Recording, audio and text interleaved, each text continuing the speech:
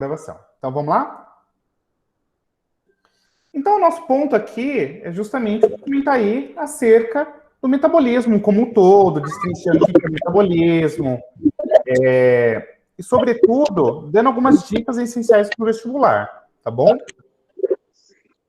E aí, nesse sentido, a ideia que eu quero que vocês entendam na aula de hoje é compreender o que é a glicólise e, conceitualmente, a gente vai apresentar também algumas ideias que vocês podem utilizar tanto para o ciclo de Krebs, quanto para a cadeia transportadora de elétrons e etc. Tá bom? Carol, eu vou ter que te mutar, amiga. Eu não tô mutada? Não. Sorry. Não, don't worry. Pronto, agora ela está mutada. Então, vamos lá, pessoal? Vamos lá. Se eu perguntasse aqui para vocês de antemão, de maneira bastante direta e reta, o que é metabolismo? Vocês saberiam me responder? O que é metabolismo?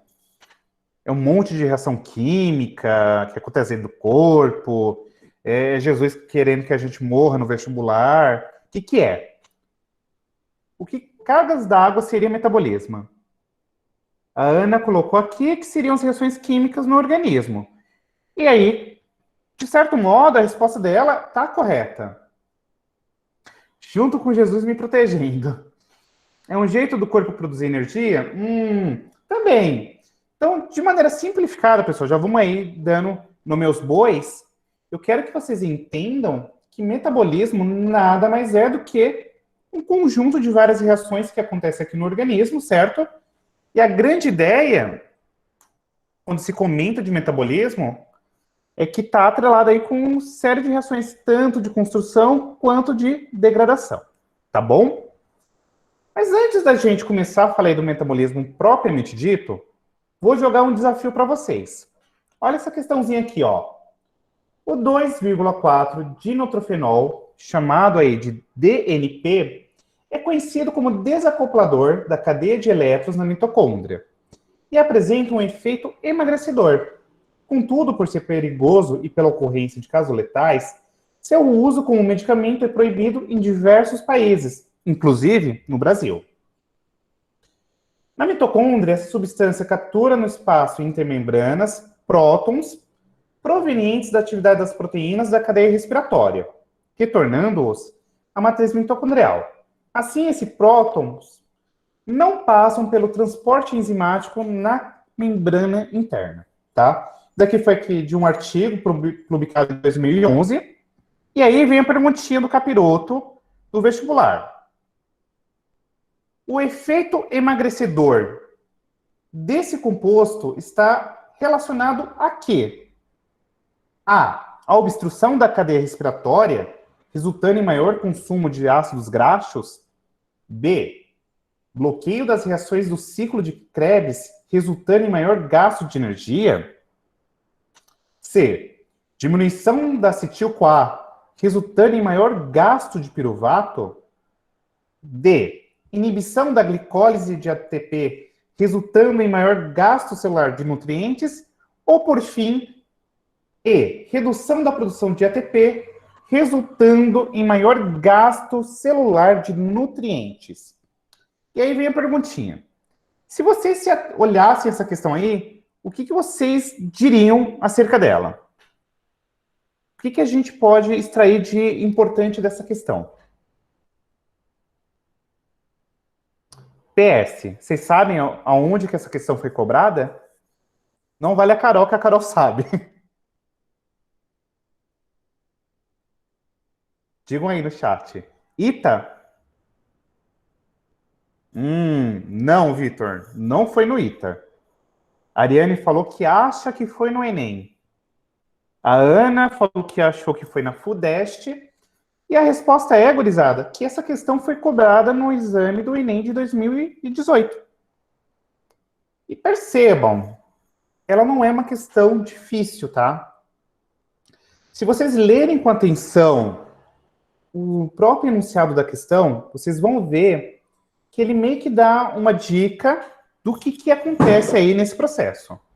Alguém conseguiu captar qual que seria a ideia aqui na questão? Ou não? Tá difícil, mais ou menos? Digam, abram um coração pro tio. Eu chutei, certeza.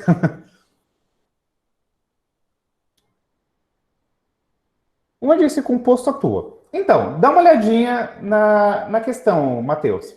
Se tu olhar, ele próprio falou, ó, desacoplador da cadeia de elétrons na mitocôndria. Então, muito provavelmente, nesse contexto aqui, a gente está falando de alguma coisa que acontece ali na cadeia respiratória, tá? Como a gente está falando de bloqueio da cadeia de elétrons, está diretamente atrelado com cadeia transportadora de elétrons, que a gente vai comentar na terceira etapa dessa aula, beleza? Mas isso daqui é só para trazer uma inquietação para vocês. Posteriormente, eu coloco a resposta correta até o final da nossa série de aulas, beleza? Então vamos lá? O que eu quero que vocês se atentem é que essa questão, ela é bem tranquila, vocês vão ver que não tem nenhum bicho de 7 cabeças, tá? E a gente vai retornar ela posteriormente. Mas vamos lá. Quando a gente comenta aqui sobre esse contexto, o que eu quero que vocês entendam é o que é metabolismo. Então a gente vai começar a destrinchar aqui o que é as reações metabólicas, onde ela acontece, o que está envolvido e etc. Tá bom? Ah, porque a glicose é fora da mitocôndria. Pois é, Matheus, ó, já matou a questão. A glicólise a gente sabe, a gente vai comentar hoje, que acontece no citoplasma. Então, a gente já eliminaria ela, tá bom? Porque a gente só precisa agora, naquela questão, focar em eventos que acontecem dentro da mitocôndria, tá bom? Vocês sabem quais são os eventos que acontecem dentro da mitocôndria ou não?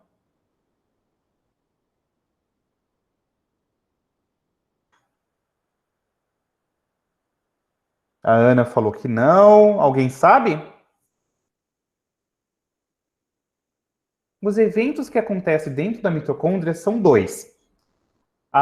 O famoso ciclo de Krebs, tá? Que a Pri comentou aí que morre de medo.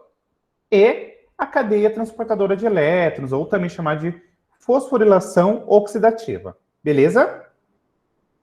Então, os dois eventos que vai acontecer dentro da mitocôndria são justamente o ciclo de Krebs e a cadeia transportadora de elétrons, ou também chamada de fosforilação oxidativa.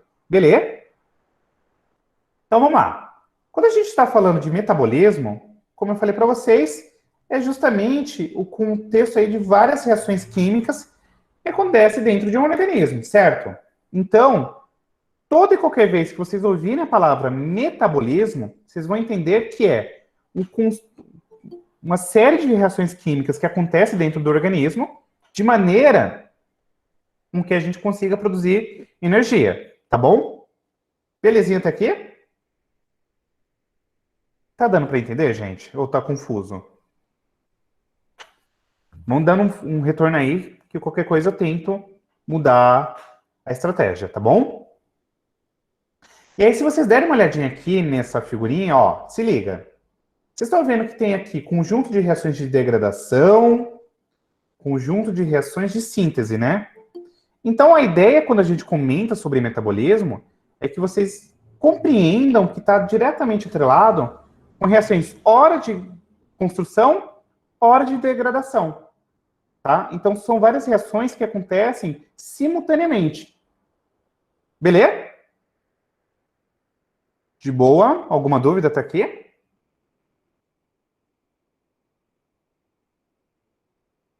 E aí, nesse sentido, quando a gente está falando dessas reações aí metabólicas, elas podem ser justamente agrupadas em dois grandes grupos. Ora, nós temos aqui reações que nós denominamos como reações catabólicas, tá? Opa, o PowerPoint travou, gente? Ah, perdão. E nós temos aqui reações anabólicas.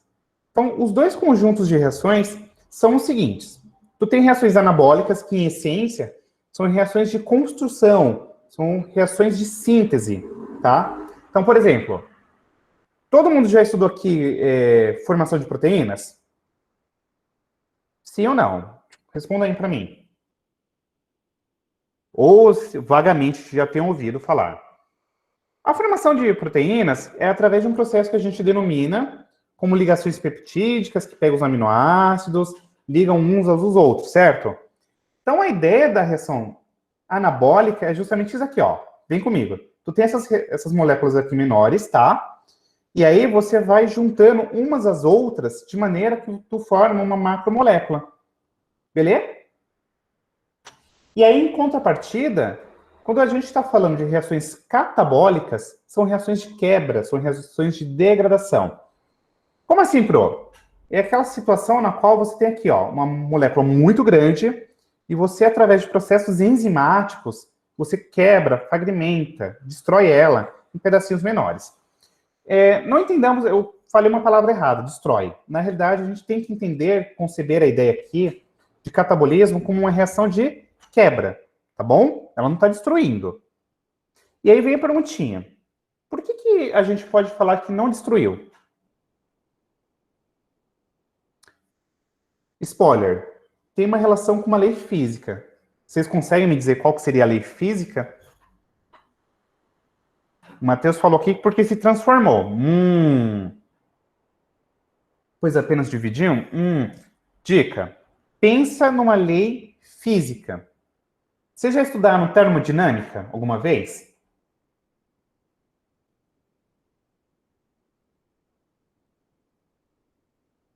Vamos colocar aí de outra forma. Eu acho que essa frase célebre aqui vocês já devem ter ouvido. Na natureza, nada se cria, nada se perde, tudo se transforma. A ideia aqui das reações metabólicas é justamente isso. A gente nem cria, nem perde, mas em contrapartida, as moléculas elas se transformam. Então, vocês vão perceber aqui que no metabolismo a gente vai ter o quê? A interconvenção de moléculas, às vezes simples, e moléculas mais complexas, ou de moléculas mais complexas e moléculas mais simples. Então, a ideia de vocês pensarem em metabolismo é justamente isso. É vocês terem a percepção de que o organismo ele está tentando a todo momento fazer essas transformações. Beleza? Fez sentido a vocês? De boinha? Então, vamos lá. Então, prosseguindo aqui, eu quero que vocês entendam que o metabolismo é isso. É você pensar em reações tanto anabólicas quanto catabólicas ocorrendo simultaneamente, tá?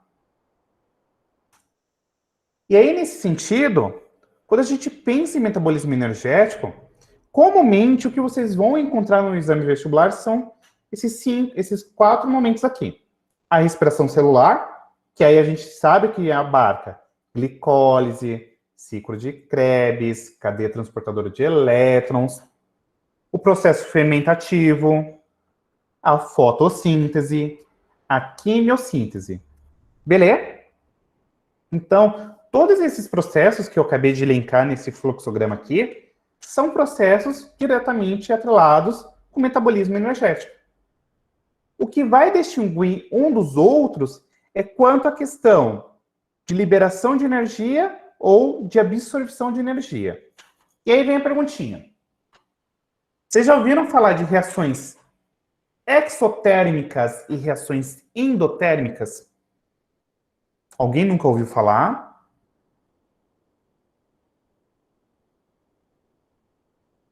Ah, ótimo. Então vamos lá. Então a ideia, pega esse primeiro casinho aqui, ó. Tu tem um reagente A e conjuntamente a um reagente B, ele vai formar produtos C e D.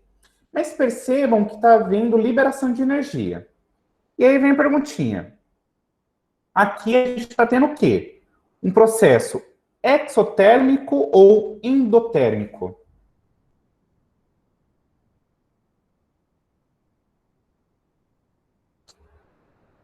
Exotérmico, muito bem. E aí vem a perguntinha. Aonde vocês acham que a gente consegue encontrar processos aí associados com reações exotérmicas, aqui dentre essas 4 modalidades de metabolismo. Onde vocês acham que a gente acaba liberando energia?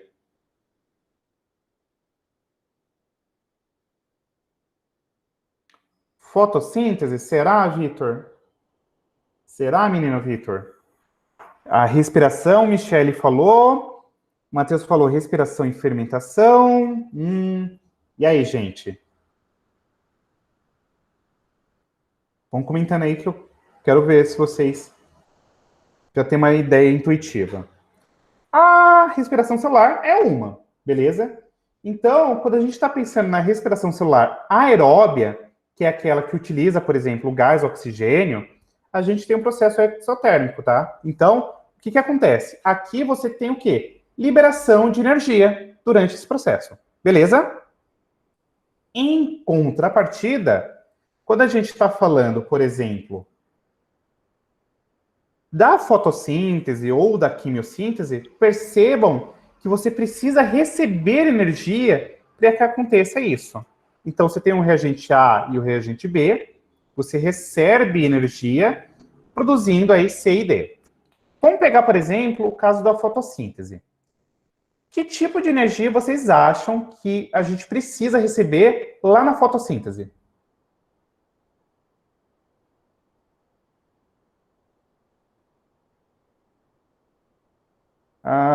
Vocês estão falando aqui a luz solar, muito bem. Então você precisa de energia luminosa. A grande sacada é que, geralmente, quando vocês comentam de fotossíntese, vocês pensam só o seguinte, só precisa de luz solar. Não necessariamente, tá? Ele precisa de uma fonte luminosa. E ela pode ser artificial, tá? Mas isso daí é conversa para outros carnavais. Por hora, eu quero que vocês se atentem quanto a essa questão. Quando a gente está pensando em metabolismo, você pode ter reações tanto exotérmicas, ou seja, que vão liberar energia para o meio, quanto reações endotérmicas, ou seja, são reações que absorvem energia do meio, tá bom? Matheus, tem plantas famosas que usam luz artificial. Isso aí, tá? Quando recebe endotérmica, isso, Ana. Pensa o seguinte nome, ó. Endo, o sufixo endo significa entrada, tá? O sufixo não, perdão, prefixo, desculpa. E exo significa saída. Então, toda e qualquer vez que você vê o termo endo, você vai entender que é entrada. Então, está entrando o quê? Energia. Exotermia é o quê? Saída de energia. Tá bom? Alguma dúvida até aqui, pessoal? Posso prosseguir? Então, beleza. E aí, nesse sentido, o que eu quero que vocês se atentem é justamente que, como eu falei para vocês, o metabolismo e a fermentação pro. E aí, o que vocês acham? A fermentação é um processo exotérmico ou endotérmico?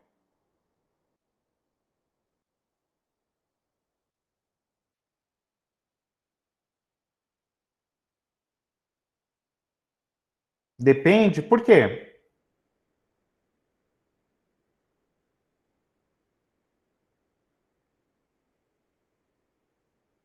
A resposta, Fernanda, é que o processo fermentativo é um processo exotérmico, que você tem liberação de energia, tá bom?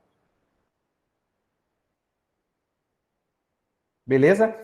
Não, Matheus, independentemente de você estar usando aí fermentação biológica ou química, você vai ter liberação de energia, tá bom? E aí, nesse sentido, vamos dar uma olhadinha aqui em aspectos termodinâmicos. Quando a gente está pensando em aspectos termodinâmicos, qual que é a ideia aqui? Você pode ter a primeira lei da termodinâmica, que é aquela lei lá que nos traz o quê? Na natureza, nada se cria, nada se perde, tudo se transforma, certo? Então, o metabolismo energético está diretamente atrelado com isso, gente. É você pensar, sempre vai ter transformação de uma coisa em outra. Sempre. Opa. Tá? E aí, aqui está a definição. Seja um processo químico, seja um processo físico, A energia ela nunca vai ser ganha nem perdida. Ela simplesmente é transferida de um sistema para o outro. Beleza? E acrescido a isso, a gente tem que comentar aqui de uma segunda lei, que é a segunda lei da termodinâmica. Já ouviram falar de um conceito denominado como entropia? Eita, agora complicou, né? Professor, é aula de biologia ou é química? A entropia, de maneira simplificada, pessoal, nada mais é do que a desordem que a gente tem. Sim, mas tenho dificuldade em entender. Vamos lá, Vitor. Vamos pensar que você está hipoteticamente num estacionamento, beleza? Vem comigo. E aí, nesse estacionamento tem 1.000 vagas. E você entra lá de boa com o seu... Diz o nome aí de um carro legal, gente, que eu não sou bom com nome de carros.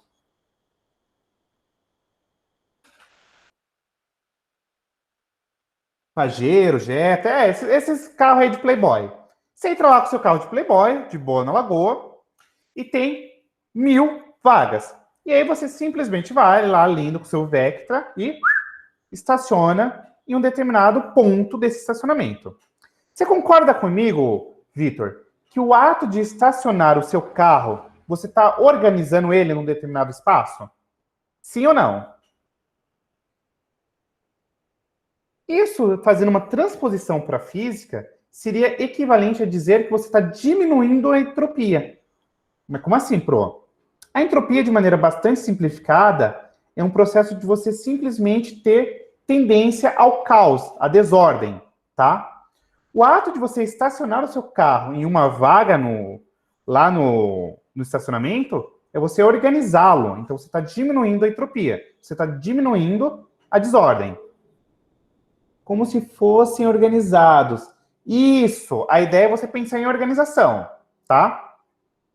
Quando a gente está falando... É tipo cada coisinha indo em direção ao seu lugar para não ficar tudo bagunçado? Não necessariamente. A gente está dando um conceito aqui, Vitor, de organização do sistema. Então, você está colocando ele ali no cantinho bonitinho, certo? Mas vamos pensar agora no seguinte. Qual é o nome da sua crush? A Júlia. Pronto. Você foi e falou, vou sair com a Júlia, você está lá no estacionamento, e você está tirando seu carro da vaga. E agora, você acha que você está organizando ou desorganizando o seu sistema?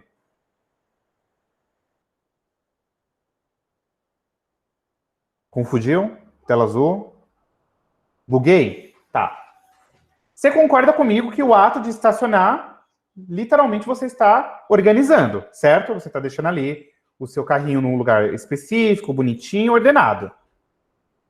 Sim ou não? Mas vamos pensar que agora você vai tirar o seu carro dessa vaga e você quer ir para outro lugar. Você concorda comigo que você aumenta a possibilidade de locais para estacionar o teu carro?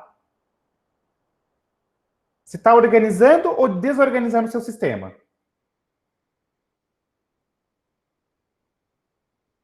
Com o ato de sair. Você está desorganizando. A tendência natural das moléculas na nossa vida é com que a energia ela se dissipe, tá? Então, o que acontece? A tendência é que as coisas tendam a ir para a desorganização. Só que olha que rolê louco. A vida ela não faz isso. A vida, ela sempre prioriza diminuir a entropia. Vamos lá. As coisas são desorganizadas no nosso organismo? Sim ou não? Não, né? Tudo extremamente organizado, regulado e etc. Logo, o que eu quero que vocês entendam que quando a gente está falando de reações metabólicas e etc., é sempre uma tendência a diminuir a entropia, ou seja, diminuir o caos. A gente está sempre tentando organizar, beleza? E aí esse processo de organização perpassa pela ideia de você tentar fazer o quê? Pegar, por exemplo, a energia, os fótons de luz lá que tem na fotossíntese. Você pega aquilo dali e transforma em uma outra forma de energia, como, por exemplo, o calor, tá? Ah, Priscila, se estiver desorganizado, tem algo errado? Então, A tendência natural, Pri, é que as coisas sigam o caos, a desordem. Só que no nosso organismo, a tendência é que tudo esteja organizado. Se tiver desregulado, algo de errado não está certo. Por quê? Existe um conceito denominado como homeostasia. Já ouviram falar disso? Homeostase? Ai, professor, você está falando uns nomes grego, né? A homeostase, pessoal, de maneira simplificada, para quem não conhece, é uma tendência que a gente tem de manter um equilíbrio entre o meio interno e o meio externo. Então, tudo que a gente faz no nosso metabolismo, nas nossas atividades fisiológicas e etc., é sempre priorizando manter um equilíbrio entre o meu meio interno e o meu meio externo. Sempre. Beleza? Deu para dar uma clareada na ideia? Ou não? Então, nesse sentido, se eventualmente você tem alguma atividade, por exemplo, metabólica desregulada ou não funcionando adequadamente, vocês concordam comigo que esse equilíbrio está prejudicado? Consequentemente, a sua entropia está alta porque está desorganizado o rolê? A ideia é isso. O que eu quero que vocês entendam é que o metabolismo energético, ele prioriza sempre manter as coisas organizadas, alinhadas, equilibradas, tá bom? Então, por exemplo, pode acontecer mais reações catabólicas do que anabólicas? Tipo, vou mais degradar do que sintetizar? Sim ou não? O que vocês acham? Não deveria, né? Depende do contexto. Às vezes é necessário que você faça aí catabolismo em uma determinada situação. Mas a ideia é que tanto as reações anabólicas quanto catabólicas, elas mantenham-se no equilíbrio, sempre. Tá bom? Tá dando para entender, gente? Tá difícil? Como que tá? Fala aí para mim.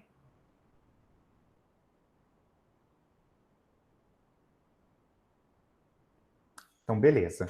Então, o que eu quero que vocês entendam que a grande sacada quando a gente está pensando em esses aspectos físico-químicos é que as células, inevitavelmente, elas necessitam, primeiro, ter um suprimento aí de energia para fazer suas reações metabólicas e etc. E, consequentemente, essa ideia de manter esse suprimento energético constante é para fazer o quê? Para evitar com que a entropia aumente, tá? Então, a ideia do metabolismo é fazer com que a gente mantenha sempre o nosso organismo organizado, equilibrado e funcionando adequadamente. Tá fazendo sentido para vocês?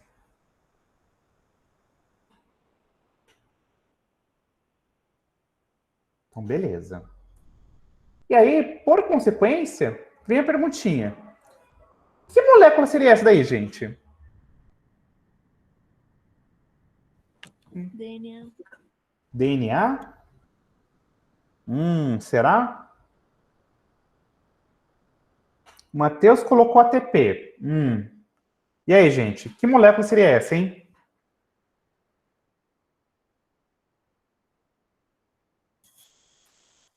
Só o Matheus que vai se pronunciar aqui? Fala comigo, gente. Eu sou carente. A Júlia colocou ATP. E, de fato, essa é a molécula de ATP. Só que tem um detalhe interessante. Se vocês derem uma olhadinha nisso daqui, isso daqui nada mais é do que um nucleotídeo. Mas o nucleotídeo... Ah, tá pequeno? Peraí, deixa eu tentar aumentar aqui. Ai, socorro, senhor. Só um momento. A gente faz ao vivo aqui o rolê, calma.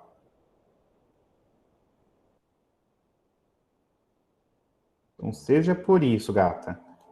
A gente aumenta o rolê para a senhora. Melhorou? Ah, beleza. Vocês já ouviram falar de uma coisa chamada nucleotídeo?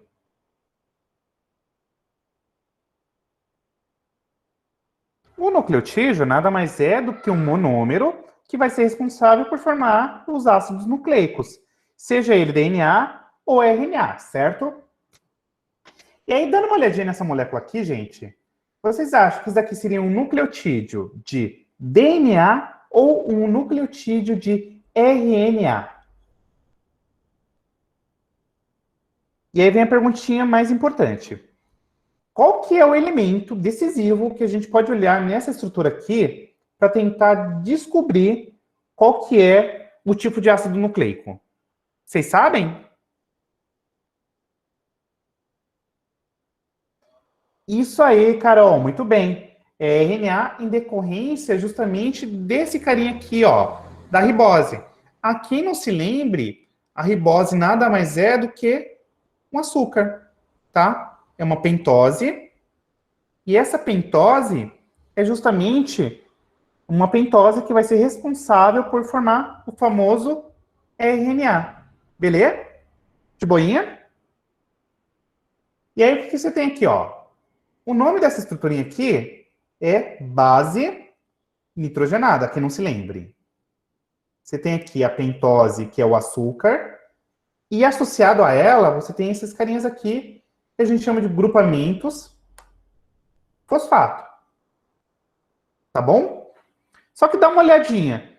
Quantos grupamentos fosfatos eu tenho aqui? 1, 2, 3, certo? E olha o nome da base nitrogenada. Adenina. E aí, adivinha o nome dessa gata aqui? É o famoso ATP. Adenina trifosfato. Tá bom? Isso, Júlia. Mas daí a gente vai... A Júlia escreveu esse carinha aqui.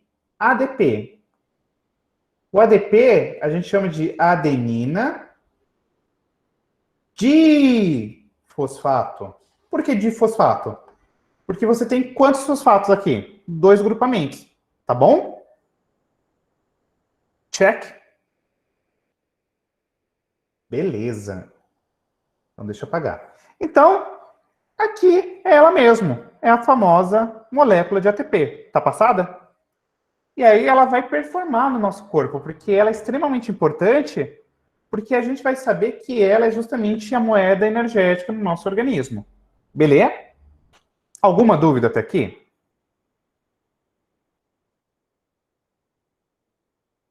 Sim, não, talvez, socorro.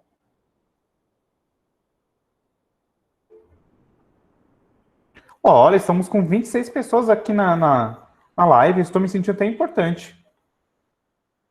Ô, Pedrão, você tá aí, querido? Você tá bem, querido? Fala, biscoito! Ah, aproveitem e sigam o senhor Pedro lá no Instagram, viu? É outro cara que traz umas ideias sensacionais.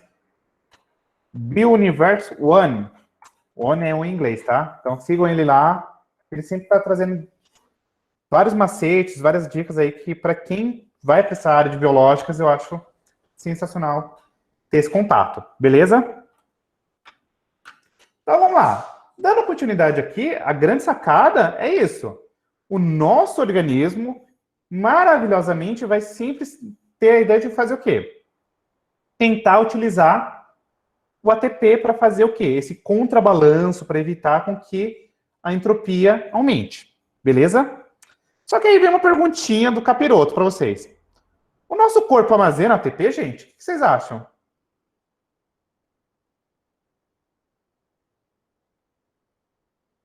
Sim, não, talvez. Socorro, meu pai. Por quê, Pri? Por que não?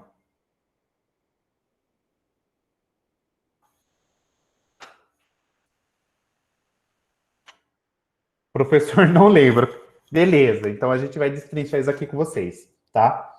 Então a grande sacada é que não, o nosso corpo não armazena ATP, saca? O lance é que você forma ATP e a célula automaticamente já vai consumir no rolê, saca?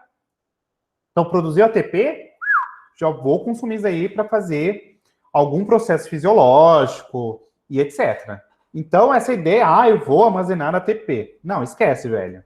O que você pode eventualmente armazenar é uma macromolécula sobre uma outra forma, que eventualmente pode ser aí uma eventual situação convertida em ATP, tá bom?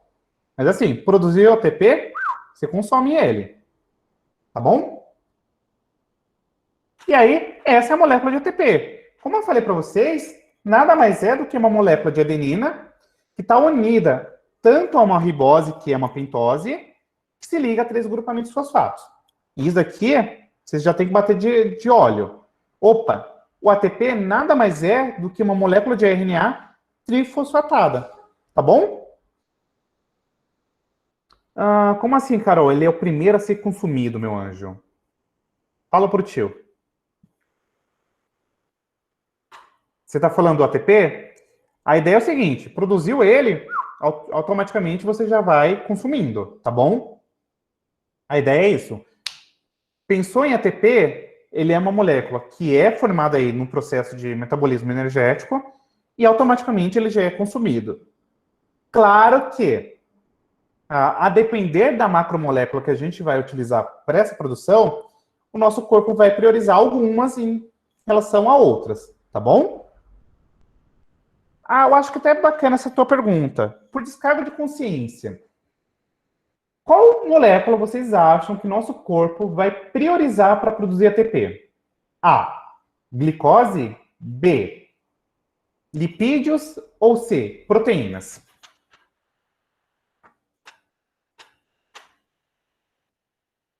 Falem aí para mim. Glicose, glicose, glicose. Isso. A ideia do nosso corpo é sempre utilizar como molécula de substrato para produzir ATP a glicose. E aí vem uma perguntinha, uma curiosidade. Vocês sabem quantos quilojoules uma molécula de glicose produz?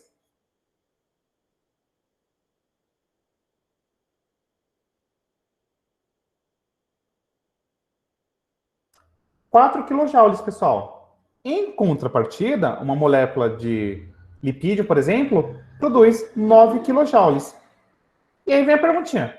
Então por que raios d'água o nosso corpo não prioriza fazer a degradação de lipídios do que glicose?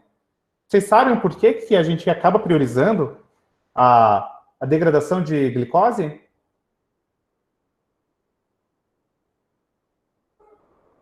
Porque demanda menos energia? Também. Tem esse aspecto energético também que é importante ser ponderado, Pri.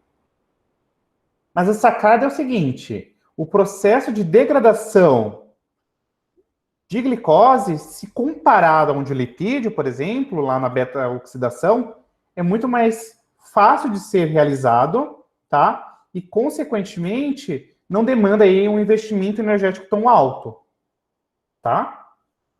Sei que todo o ciclo de respiração... Então, gata, já vou destruir seu sonho aqui, Gil. Não é 36 ATP, amiga. Esquece esse dado, pelo amor de Nossa Senhora. Não, é menos. Esquece isso, pelo amor de Deus. Então, é que o Léo, provavelmente, Gil, ele tem utilizado-se de uma antiga conversão de saldo de PAD, NAD para ATP. Mas esquece, a gente vai ver que não é isso. Pedro já está cascando o bico aqui porque ele já sabe que não é isso, tá? Mas a gente vai chegar nesse ponto, tá bom? Não, depende. Aí, ó, o Pedro até colocou aqui. Aqui no Rio ainda compram antigo na maioria das vezes. Mas é super válido usar o saldo aí entre 30 a 32 ATPs por molécula de glicose. Sabe por quê, Gil, que acontece isso? Porque na hora que você vai fazer a conversão FAD para ATP, existe aí um coeficiente que a gente vai ver que já está em desuso, ele é meio que antigão, tá? Tá bom? Então, beleza. Então, dando continuidade aqui, como eu falei para vocês, pensou em ATP, vocês vão falar, já tem que colocar aí na pele de vocês, que é um nucleotídeo de RNA, simples assim, tá? E além disso, a grande sacada aqui do ATP é o seguinte: o rolê está aqui. Quando você rompe essas ligações entre os grupamentos fosfato, você libera bastante energia. E é justamente essa energia que é oriunda dessa degradação, dessa quebra dos grupamentos fosfatos, que as nossas células vão utilizar para realizar trabalho. Tá bom? Tá fazendo sentido para vocês?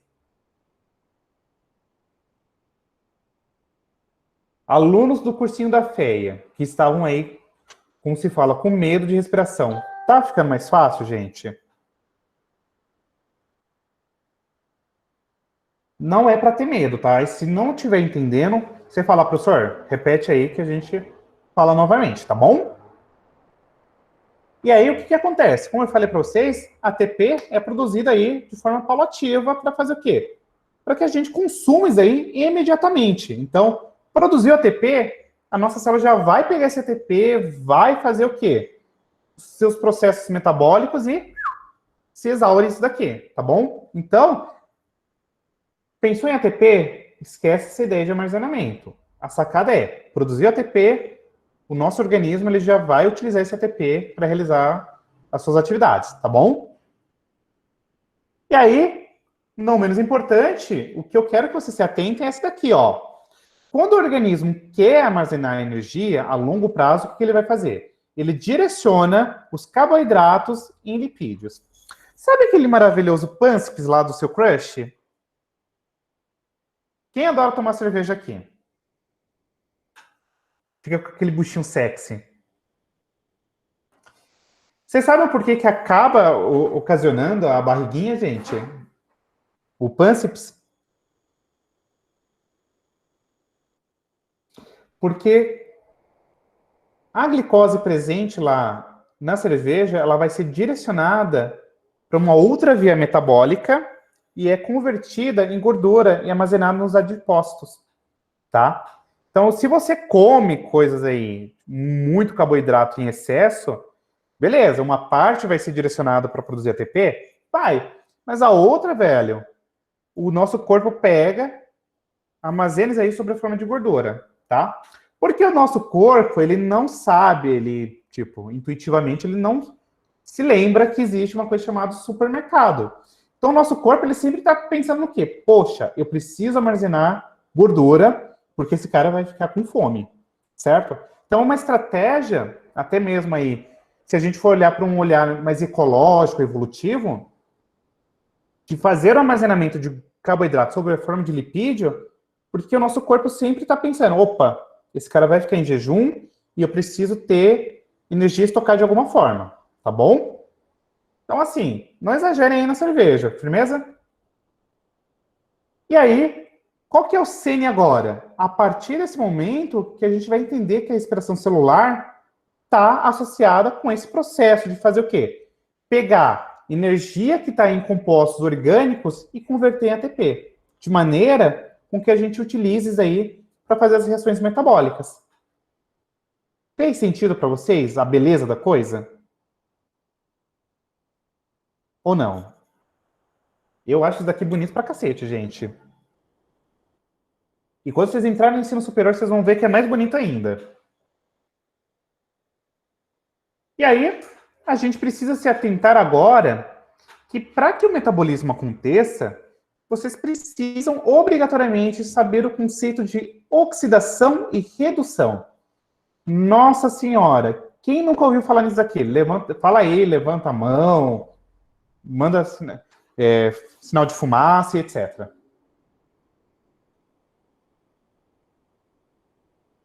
Então tá. Quando a gente está falando de oxidação e redução, eu já vou até depois mandar o slide aqui bonitinho para vocês, é isso daqui, ó.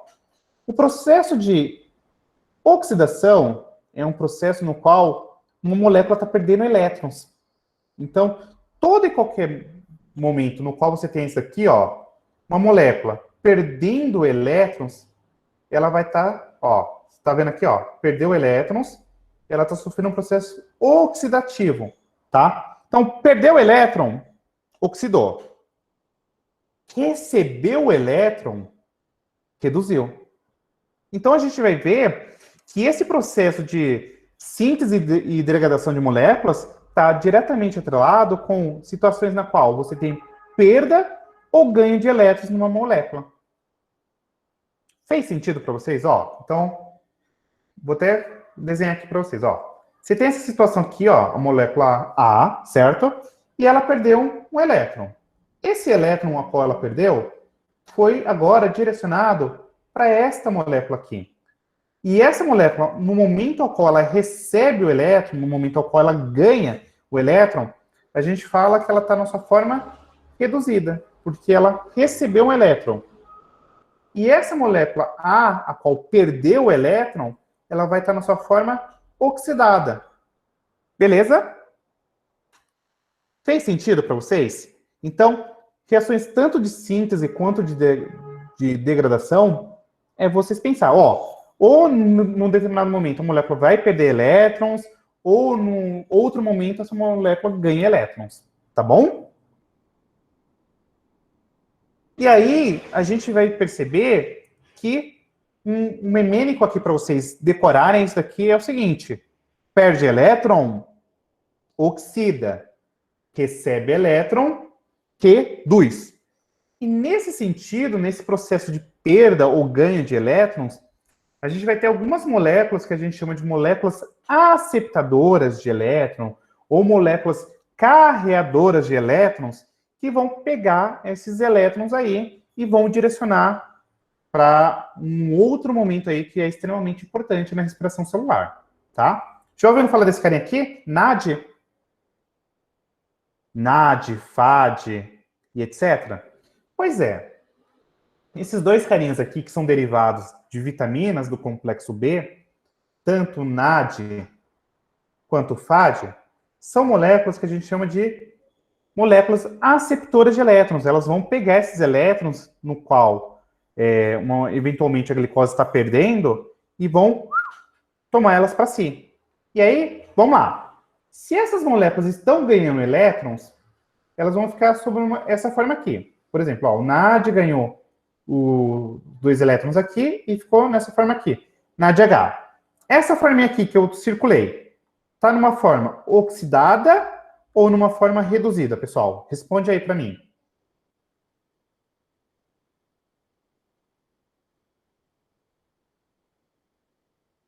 Reduzida, porque recebeu elétrons. E agora vamos supor que, eventualmente, eu paro, estou saindo daqui e indo para cá. Essa daqui agora, ó, ela está na forma oxidada ou na forma reduzida?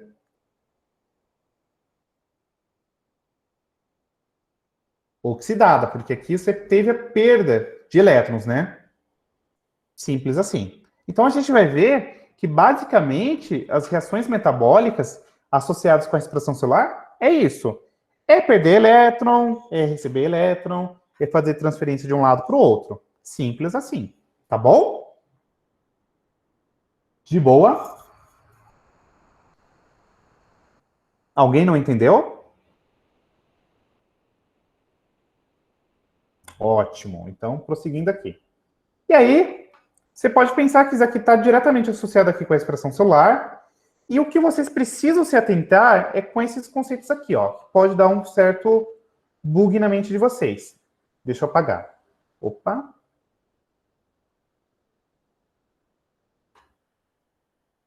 Na respiração celular, a glicose ela vai se oxidar. Opa, se ela está se oxidando, o que significa isso aqui, gente? Se oxida, está perdendo elétrons, né? Uma outra forma da gente se referenciar à glicose é denominando ela como agente redutor. Por quê? Ele está fazendo o quê? Perdendo elétrons, tá? E o oxigênio, que é um principal protagonista aqui na respiração celular, ele sofre redução. Por quê? Ele vai receber elétrons. Então a gente vai falar que ele é o agente oxidante. E aí vem a perguntinha. Quando eu falo agente redutor ou agente oxidante, vocês conseguem ter uma ideia intuitiva por que eu estou utilizando essa nomenclatura? Para um ou para outro?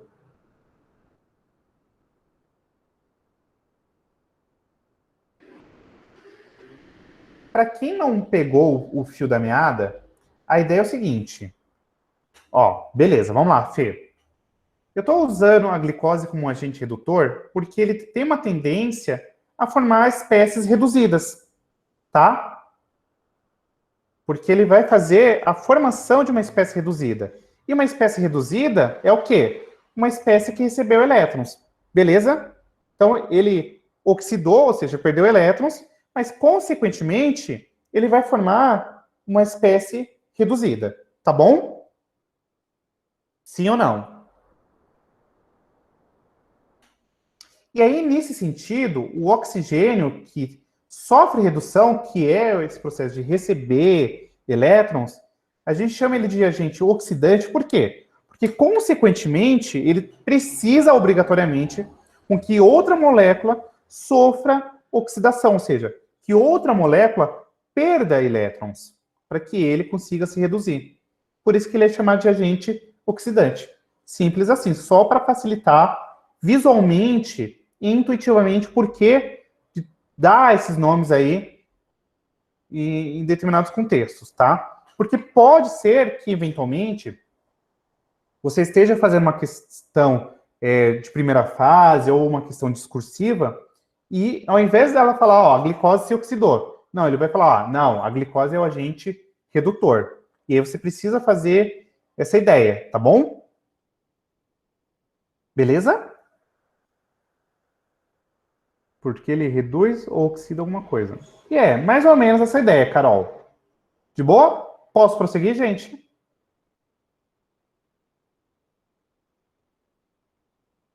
Então, beleza. E aí, vem a grande sacada aqui. Por que que a gente precisa dessas moléculas que são denominadas como moléculas carreadoras, moléculas transportadoras e etc. Porque justamente são elas que vão atuar tanto em processos anabólicos quanto catabólicos. Vamos lá, ó. Processos catabólicos, vocês se lembram o que significava a palavra catabolismo? Catabolismo era o que mesmo, gente? Degradação, quebra. E aí, nesses processos de quebra, você obrigatoriamente precisa ter moléculas na sua forma oxidada, ou seja, NAD, NADP e FAD, para que eles consigam receber esses elétrons que são originados desse processo de degradação. Então, consequentemente, ó, nessa forma oxidada, ou seja, nessa forma que perdeu elétrons, quando ele recebe um elétron, ele vai ficar aqui na forma reduzida, certo? E aí vem a perguntinha mais importante. Vem pro tio. Por que que eu preciso formar formas reduzidas, gente? Isso daqui é um detalhe extremamente importante para que a gente consiga compreender os próximos passos da nossa aula. Por que que eu preciso formar formas reduzidas? Por que que eu preciso formar NAD, NADPH, quando a gente está falando da fotossíntese, ou FADH2? Alguém sabe me responder aí?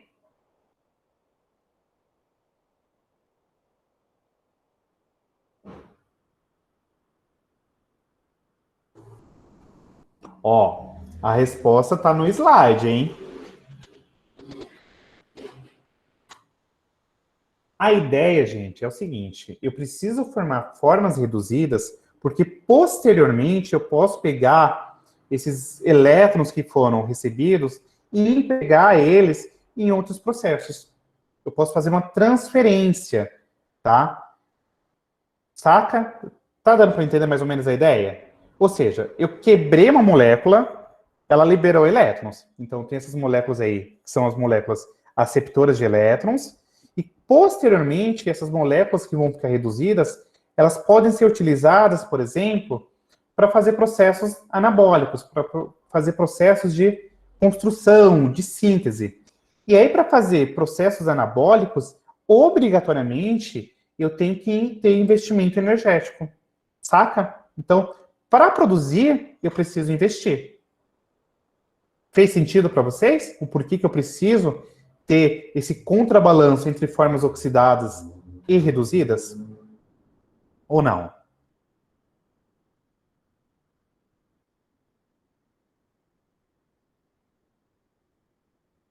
Beleza. E nesse sentido, de maneira bastante esquemática, quando a gente pensa no processo de respiração celular, e aqui eu tenho que fazer até dar méritos ao Pedro, que eu me inspirei numa videoaula dele, que a gente tem que se atentar que quando você pensa em respiração celular, você tem alguns protagonistas. A saber, são eles, ó. A molécula de glicose, e a molécula de glicose, que agindo com gás oxigênio, lá durante o processo de respiração celular, em essência vai fazer o quê? Produção do dióxido de carbono, vai liberá-lo, vai produzir água, e também tu tem aqui a formação de ATP. Tá? Então, quando você pensar em processo de respiração celular, eu quero que vocês tenham os seguintes insights, as seguintes ideias atreladas a ele. Primeiro, quando você pensa na energia extraída da glicose, você tem que pensar que a glicose ela é oxidada, ou seja, o que vai acontecer com a glicose, pessoal? Se ela está sendo oxidada, ela está perdendo elétrons. E esses elétrons, eles saem sob a forma de átomos de hidrogênio. Então, a gente vai ver mais adiante que existe uma série de processos reacionais, como descarboxilização, desidrogenização, fosforilação, que são processos oriundos da respiração celular. Tá bom? Fez sentido para vocês esse primeiro ponto? Eu quero que vocês entendam o passo a passo do rolê. E aí, o que esse processo de respiração celular ele visa? Ele visa produzir ATP. Consequentemente, o ATP, como eu falei para vocês, é aquela molécula trifosfatada de adenina, então adenosina trifosfato, tá? E aí, como eu falei para vocês, entre os grupamentos fosfatos, você tem muita energia. Quando você quebra, rompe essas ligações, você libera energia e essa energia pode ser utilizada para os processos metabólicos aí de uma célula. Consequentemente, como eu falei para vocês, esse processo de liberação de elétrons que são, como que se fala, oriundos da quebra da glicose, eles precisam ser capturados, precisam ser transportados. E aí, como eu falei para vocês, quem é o protagonista aqui? São justamente aquelas moléculas aceptoras de elétrons. De maneira simplificada, para vocês não ficarem perdidos, os principais protagonistas associados aqui é justamente o NAD e o FAD. Então, são as duas principais moléculas que vão estar atreladas com esse processo de captura de elétrons, tá bom? Como falei, os transportadores são esses. E aí, nesse processo, você acaba produzindo água, e a gente vai perceber mais adiante, quando a gente for falar da cadeia transportadora de elétrons, que está associado aí com o oxigênio, tá bom? Fez sentido para vocês aqui, gente? Esse aqui é um esboço bem geralzão da respiração celular.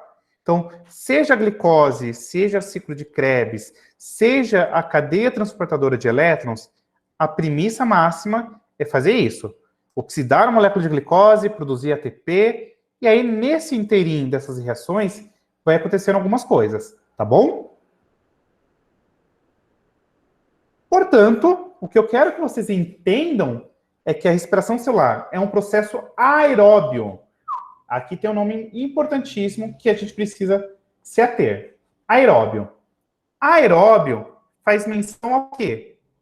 A um processo que acontece na presença de gás oxigênio, certo? E aí, sobre a presença do gás oxigênio, eu quero que vocês entendam que a molécula de glicose ela vai ser degradada, ela vai ser quebrada, e ao término desse processo, tu tem o quê? Ó? Produção de CO2, produção de água e produção de ATP. Tá bom? É isso. Fez sentido para vocês? Alguém não está entendendo? Alguém quer fazer alguma pergunta? Perfeito. Então, vamos lá. Não menos importante, alguns conceitinhos importantes aí para facilitar a vida de vocês. Primeiro é o conceito de descarboxilização. Nossa Senhora! O que vocês entendem por esse nome aqui, ó, descarboxilização? Ó, vamos pensar justamente nesse prefixo aqui, des. O que é des? É tirar.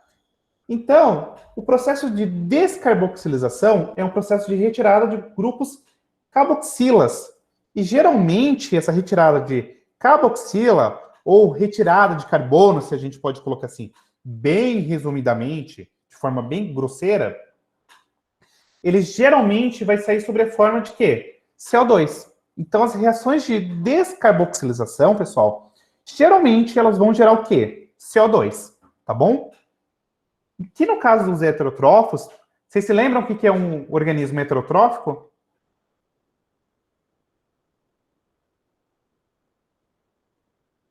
Alguém não sabe a definição de autótrofo e heterótrofo? Isso aí, Pri, muito bem. Um organismo heterotrófico é aquele que não consegue produzir o próprio alimento, né?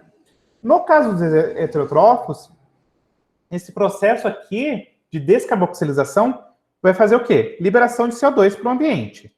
Em contrapartida, quando a gente está falando em organismos autótrofos, ou seja, que produzem o próprio alimento, como, por exemplo, as plantas, algas, a gente vai ter esse CO2 sendo assimilado lá no processo de fotossíntese.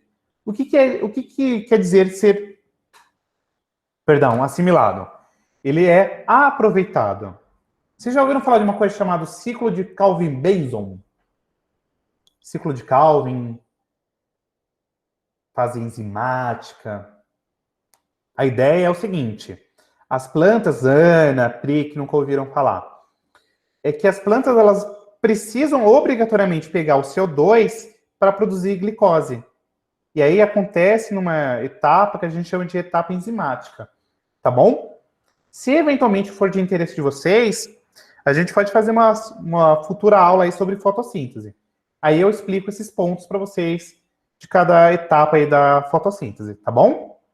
Mas a ideia, meninas, é vocês pensar o seguinte: enquanto o ser humano libera CO2 para o ambiente, as plantas fazem o contrário. Elas pegam o CO2 do ambiente e transformam em glicose. Tá bom? Então, é quase isso daqui. Ó. Você pensa o seguinte: você tem um homem, desenho mal, tá, gente? Não é para causar comigo, não, viu? Você tem a planta. Enquanto o homem libera CO2 para o ambiente, a planta o absorve. E olha que coisa legal. Enquanto a planta libera gás oxigênio para o ambiente, o homem absorve esse gás, que vai ser extremamente importante para os processos metabólicos. Beleza? Fez sentido essa interdependência entre um e outro? O fato é que vocês têm que pensar que o CO2 ele pode ser utilizado aqui pelas plantas para produzir glicose, mas no caso do ser humano, o CO2 é extremamente ruim, então a gente precisa eliminar ele, tá? É uma excreta do nosso processo metabólico, é um resíduo metabólico. Deixa eu parar aqui que eu quero mostrar outra coisinha para vocês. Nesse sentido, a reação de descarboxilização, se eles aqui, ó, por exemplo, se tem a molécula de piruvato, que é o principal protagonista aqui da glicólise,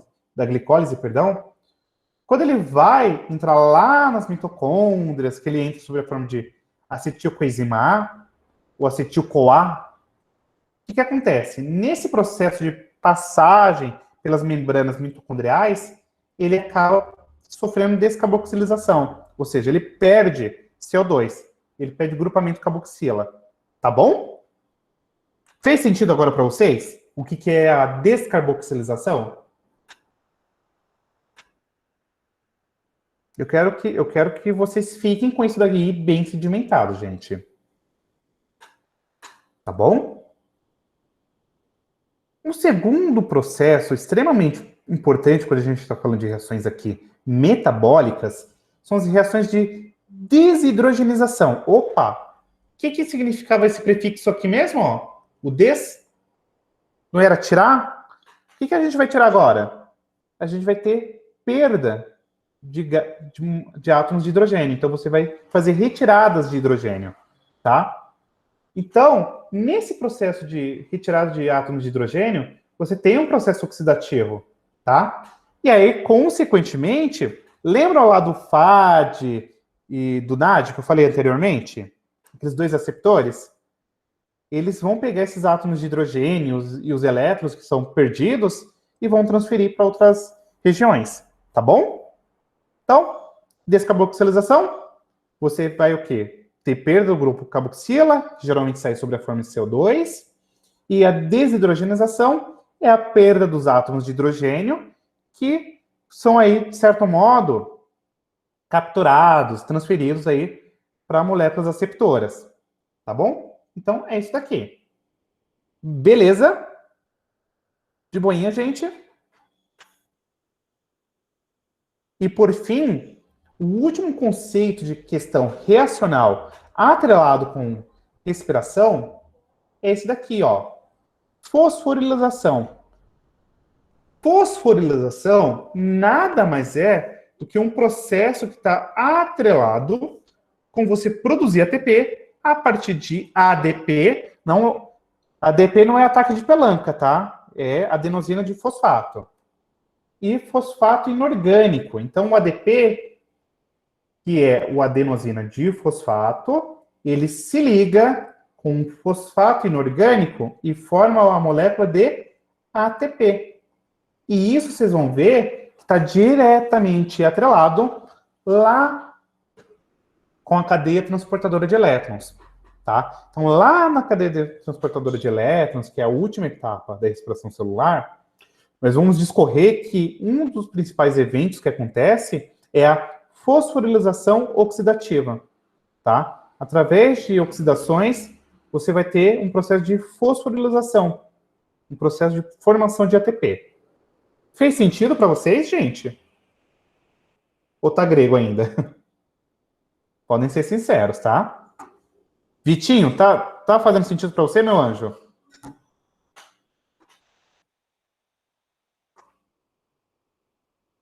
Eu acho que só tem... Isso, Gil, a gente vai... O que não tá fazendo sentido para ti, Vitor? Diga aí, meu anjo.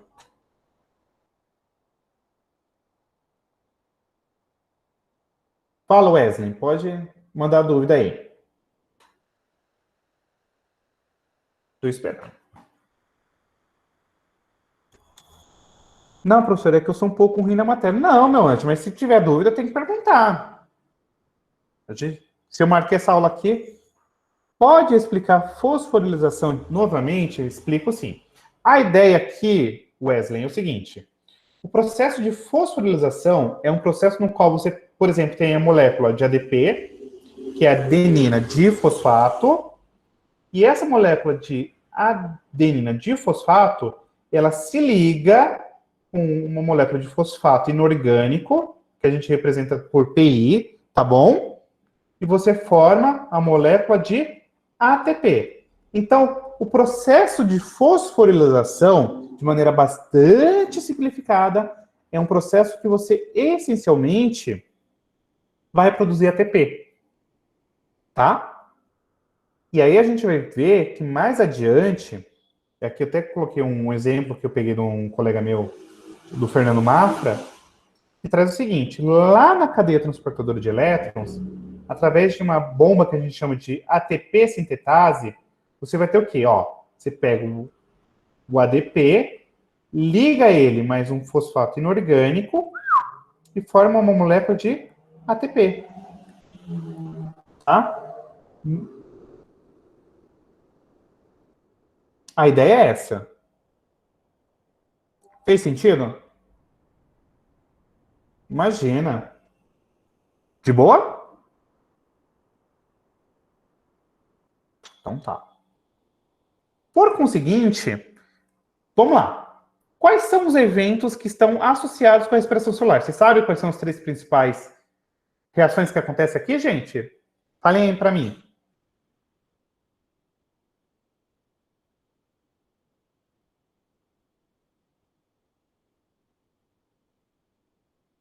Glicólise, muito bem. É uma. Então, você tem a glicólise que acontece lá no citoplasma.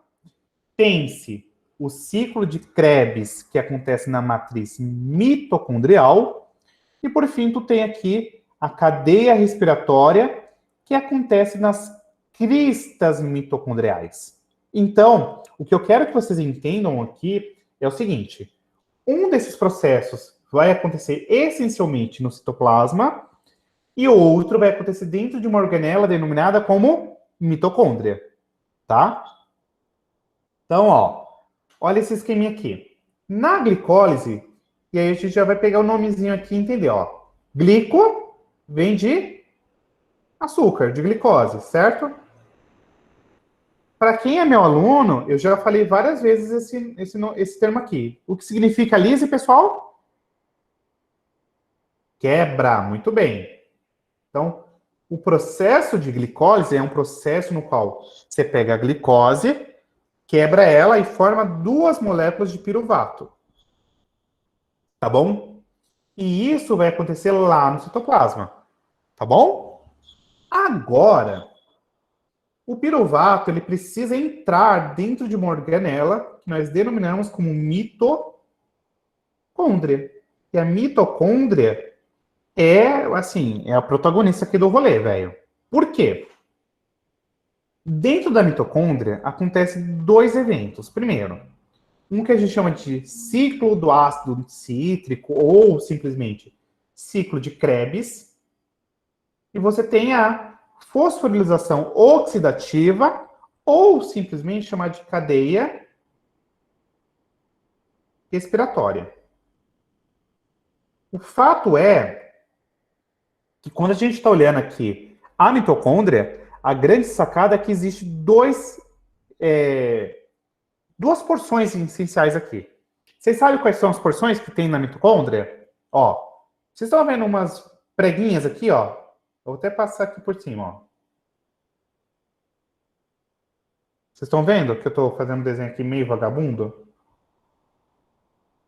Essas preguinhas aqui, a gente chama elas de cristas mitocondriais. Ou seja, as cristas mitocondriais, de maneira bastante simplificada, seria quase que equivalente a vocês imaginarem como dobrinhas.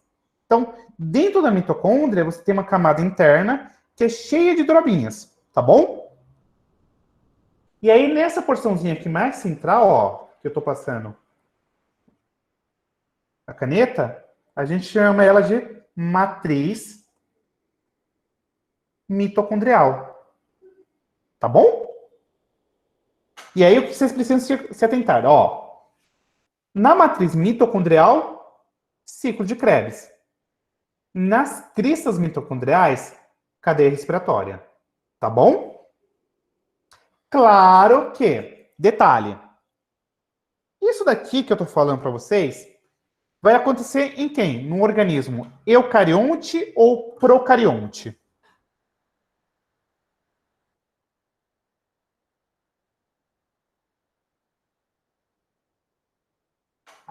Por quê?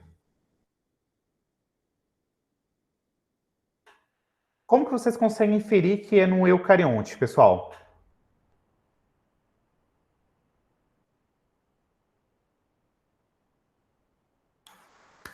Tem um detalhe importantíssimo aí. Por causa da mitocôndria, muito bem. Então, o fato de haver uma mitocôndria, uma organela citoplasmática, tu consegue inferir que isso aqui aconteceu no eucarionte, tá bom? Por conseguinte, não menos importante, eu queria que vocês guardassem isso daqui. Mas e no procarionte? Será que não acontece esses processos, gente?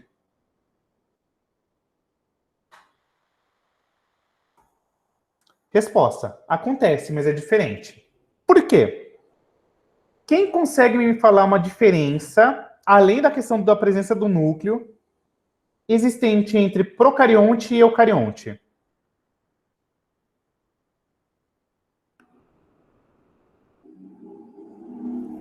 Tem um detalhe aí, bem sutil, que vai diferenciar um do outro.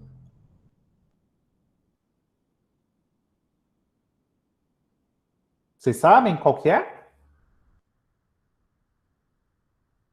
O material genético fica espalhado no citoplasma, nos procariontes. Tá, beleza. Ok, Fê. De boa, tá certo. Na procarionte anaeróbia? Não, adivinha. Vocês sabiam que um procarionte é um organismo que ele é pobre em organelas, certo? Vocês sabem qual que é a única organela que tem no procarionte? O procarionte só tem uma única organela. A lembrar-se, essa organela é o ribossomo. Além disso, tem alguma outra organela? Não, não vai ter. Logo, eu quero que vocês se atentem que, no procarionte, a glicólise e o ciclo de Krebs acontecem no citosol. Mas, quando a gente está falando de cadeia respiratória, olha que rolê doido. Você tem aqui no procarionte uma porçãozinha que a gente chama de face citoplasmática da membrana plasmática, onde que acontecem as reações. Quem é meu aluno da FEA? Não sei se é todos que estão aqui. Acho que todos que estão aqui são meus alunos, né? Ou tem alguém que não é meu aluno? Quem é meu aluno, muito provavelmente já tem ouvido falar, de um rolê chamado mesossomo. Lembram disso?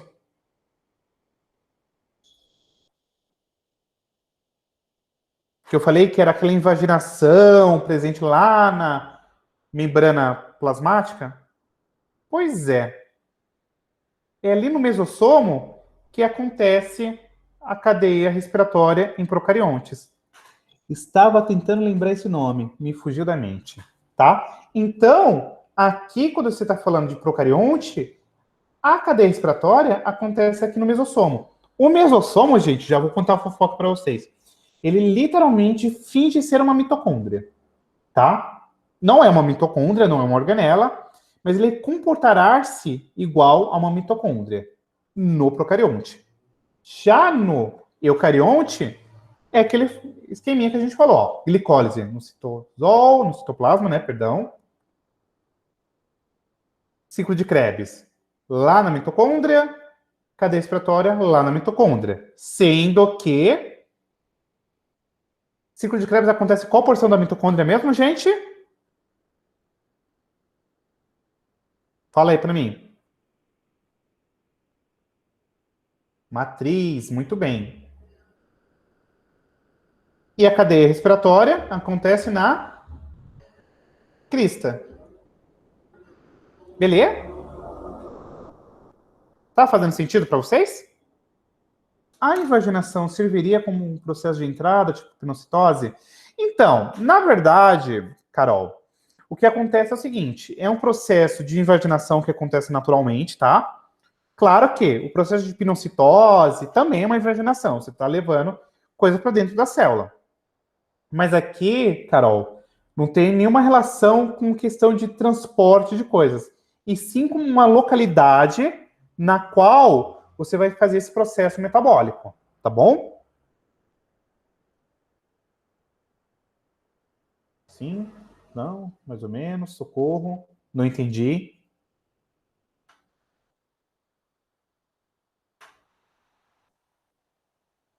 Tá bom, tá ruim? Fala, Carol. Eu fico preocupado.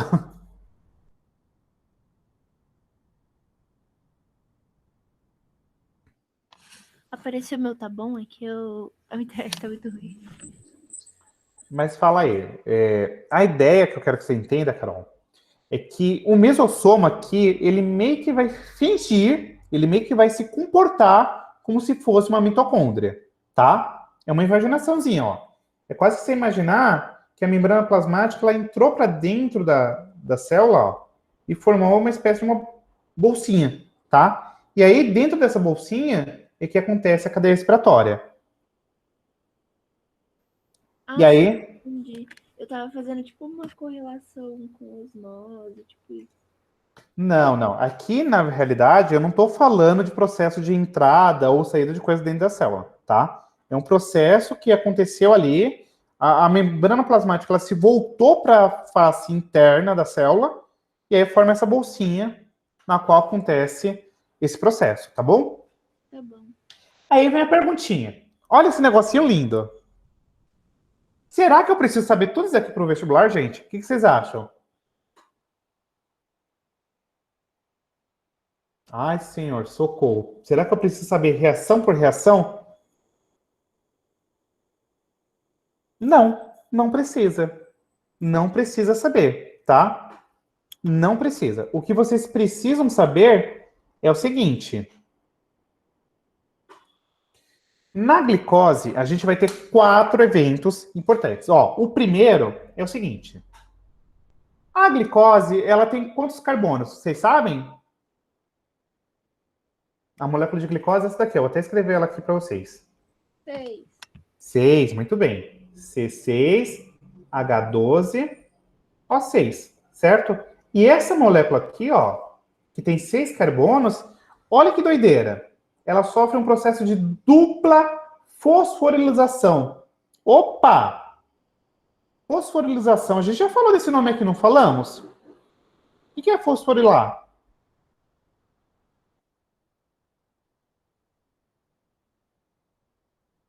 Não é colocar... A gente forma ATP, mas a gente pode ainda colocar um outro dado.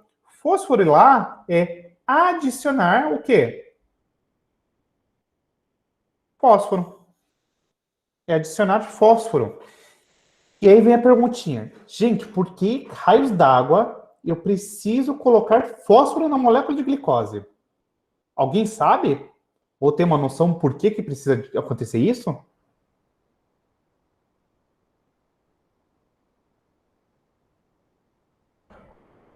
Ai, professor, não faz noção nenhuma. A ideia, gente, é o seguinte. O fato de você adicionar fósforo na molécula de glicose, você evita com que essa molécula saia da célula. Você aprisiona ela dentro da célula, literalmente. Sabe por quê? Se você não adicionasse grupamento fosfato na molécula de glicose, consequentemente, ela poderia se difundir para o meio externo. Então, quando você coloca o fósforo nela, você faz um processo de fosforilização, você aprisiona ela e ela fica dentro da célula. E além disso, por consequência, esse processo aqui de você colocar o grupamento fosfato, fala o seguinte, ô, célula, tem glicose dentro de você, quebra ela. Você meio que sinaliza a célula a fazer o quê? O processo de quebra da glicose. Só que vem um detalhe importante. Se eu adicionei esse fósforo na molécula de glicose, muito provavelmente eu precisei tirar ele de algum lugar. Vocês concordam comigo? Sim ou não?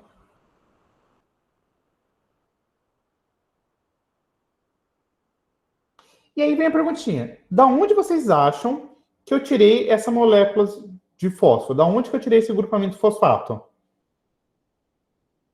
Ó. Coloquei aqui, ó. Olha ele aqui. Você tem um ATP. O ATP, ele sofreu a perda de um grupamento fosfato para adicionar aqui na glicose.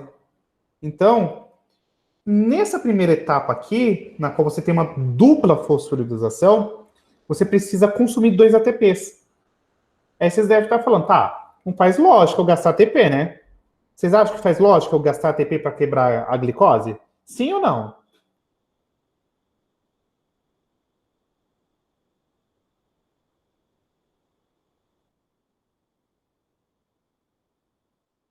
Alô? Sim, sim, o que, gente? Será que deu... Fala comigo, gente, eu sou carente.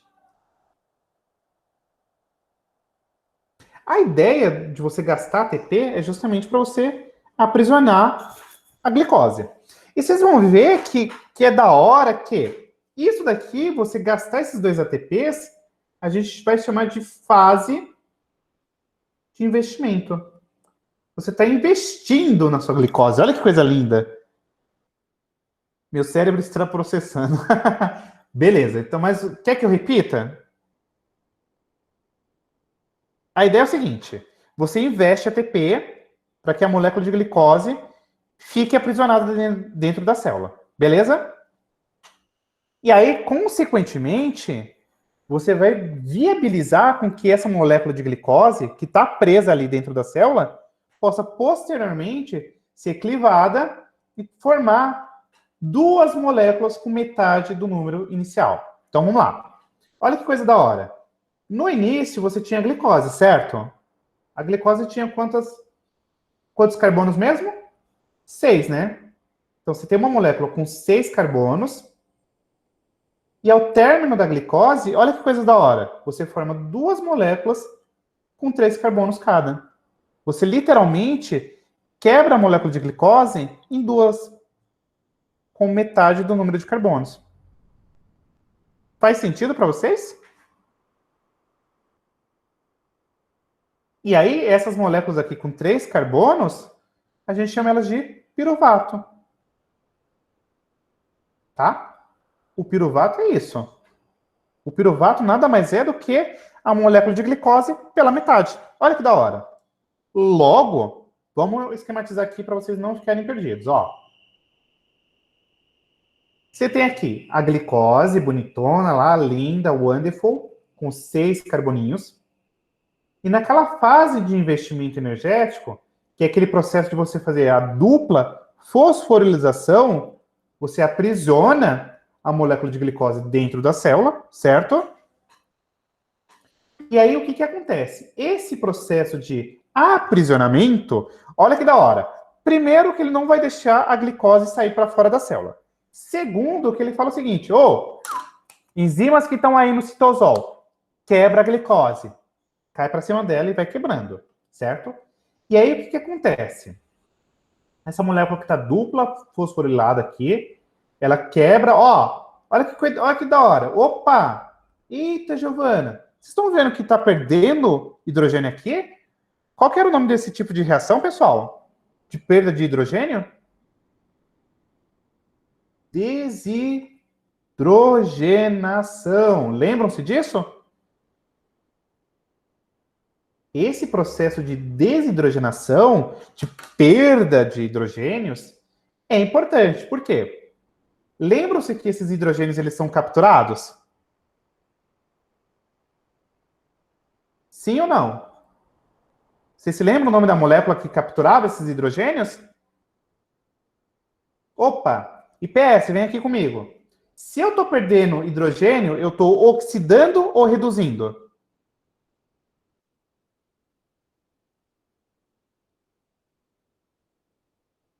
Se eu estou perdendo, eu estou oxidando. Muito bem, Gil. Logo, ao término desse processo, olha que da hora. Você tem o NAD e você forma NADH. Logo, você está tendo um processo aqui, de formação de espécie reduzida, certo? E ao término da glicólise, você tem aqui, um piruvato, 2 piruvatos, certo? Então, você tem 2 piruvatos que são originados a partir de uma única molécula de glicose. Logo, gente, só para facilitar a nossa vidinha, eu quero que vocês entendam o seguinte. Quantos ATPs eu precisei usar lá no início mesmo? 2, né? Então, o meu investimento foi de 2 ATPs. Mas olha que da hora, eu formei 2 ATPs aqui e 2 ATPs aqui. Então, quantos ATPs eu produzi ao todo? Eu produzi 4 ATP, certo? Logo, qual que vai ser o meu saldo líquido do processo? Ou seja, tirando o que eu perdi e o que eu ganhei. 2, né? Logo, na glicose, o que a gente vai ter na glicólise é o seguinte. Você vai ter 2 piruvatos, certo? A formação de 2 ATPs e 2 NADH. É isso, gente. A glicose é esse processo. É tão difícil assim? Sejam sinceros. Ou não está fazendo sentido ainda para alguém?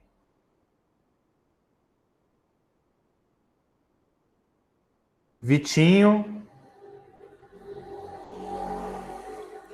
Logo, uma outra forma da gente olhar esse processo é isso daqui, É uma etapa anaeróbia. Por que anaeróbia, gente?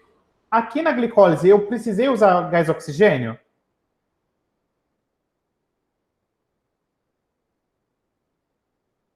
Não, né? Então, a gente fala que é uma etapa anaeróbia. Glicólise, ela acontece aonde mesmo?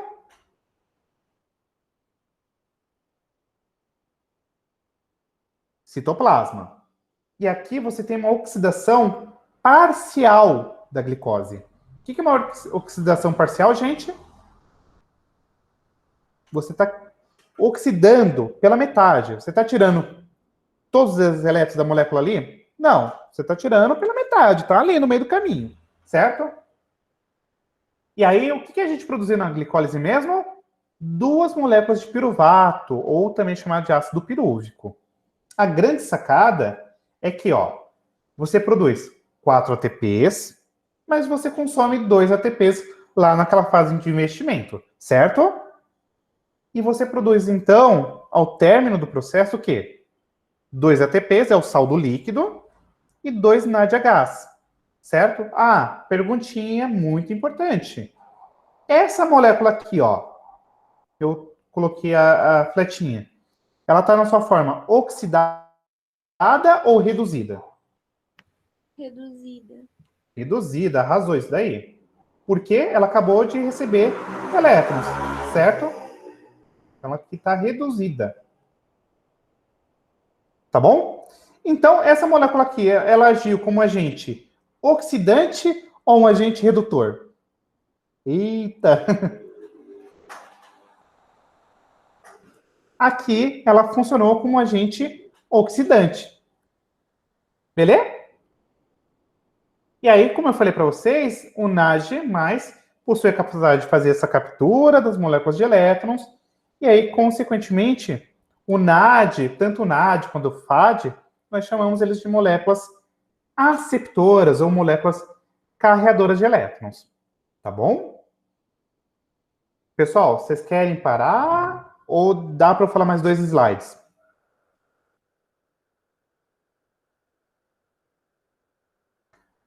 Como assim, Gil? Olha, eu particularmente, eu recomendaria que você colocasse o termo aceptora. Mas pode usar carreadora também, tá? Não vai causar, não vai ter nenhum ônus, não. Mas é que, comumente, a gente usa o termo aceptor, tá? Por que aceptor? Porque ele está recebendo. Isso daqui é só uma curiosidade. Vocês sabiam que existem algumas proteínas nas hemácias que são importantes para capturar a glicose? Já ouviram falar dessa molécula aqui, ó? GLUT. O processo de interiorização, de captura da glicose do meio externo para dentro das células, se dá através de um grupo de proteínas que a gente chama de GLUTs, Glucose Transport. São moléculas transportadoras de glicose, tá? Então isso daqui é só uma curiosidade, não cai no vestibular, mas é só por descargo de consciência, eu comento para vocês. Então, vocês sabem o que significa isso aqui, uma permease? Permease, para quem não sabe, é uma proteína facilitadora, ou seja, o que ela vai fazer? Ela vai tornar o processo de entrada da glicose mais fácil, tá? E aí tem uma série de várias classes de GLUT, tem GLUT 1, 2, 3 e por aí vai. O que eu quero que vocês entendam aqui, só para a gente terminar nossa aula, é que tem 2 moléculas extremamente importantes. O NAD e o FAD. Quando eles estão nessa forma aqui, ó, NAD e FAD, eles estão na forma oxidada ou reduzida? Oxidada, muito bem. Então, a grande sacada aqui, essa aqui é a forma oxidada. Tá bom? E aí, quando eles recebem os elétrons, se transformando em NADH e FADH2, a gente fala que ele vai estar na forma reduzida. Um detalhe importante é o seguinte: o NAD, essa molécula aqui, ele é derivado da vitamina B3. E o FAD, ele é derivado da vitamina B2, tá? Então, o que acontece? Para você formar essa coenzima aqui, esse aceptor, esse vem da vitamina B3, ó. esse carinha aqui é da B3 e esse é da vitamina B2. Eventualmente, pode acontecer de perguntar no vestibular, tá? Mas não acho assim que seja uma coisa, nossa, preciso saber, mas sempre saber um pouquinho mais é legal, beleza? E aí, a última pergunta para a gente terminar nossa aula, e aí na quarta a gente continua. Por que vocês acham que a glicólise, perdão, tem esse tanto de etapas? Por que ela tem tantas reações, gente? Será que isso aí poderia ser feito em menos etapas?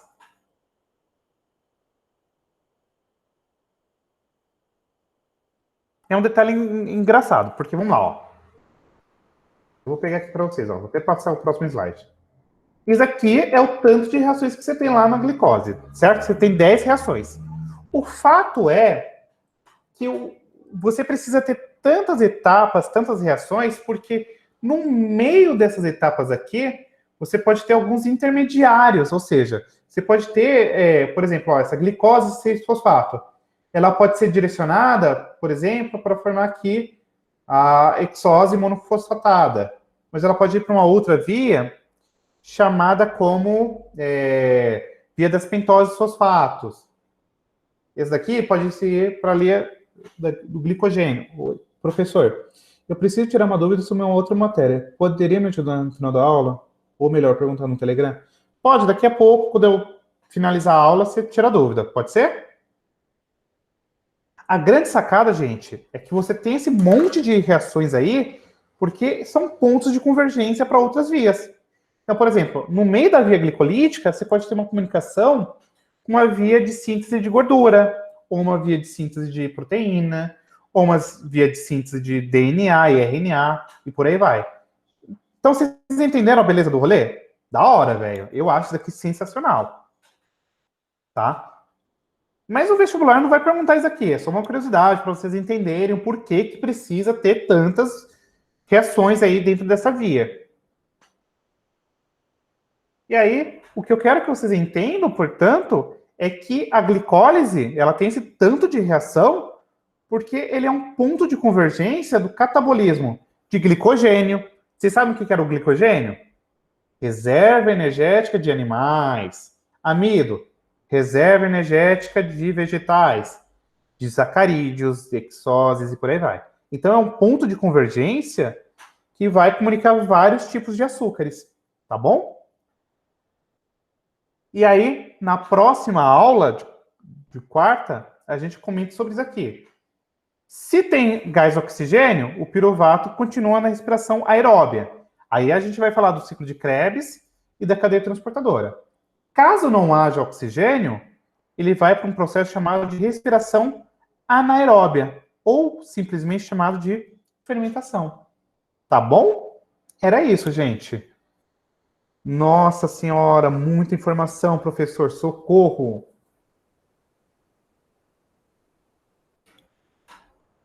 Deu para dar uma esclarecida, gente? Deixa eu parar de gravar aqui.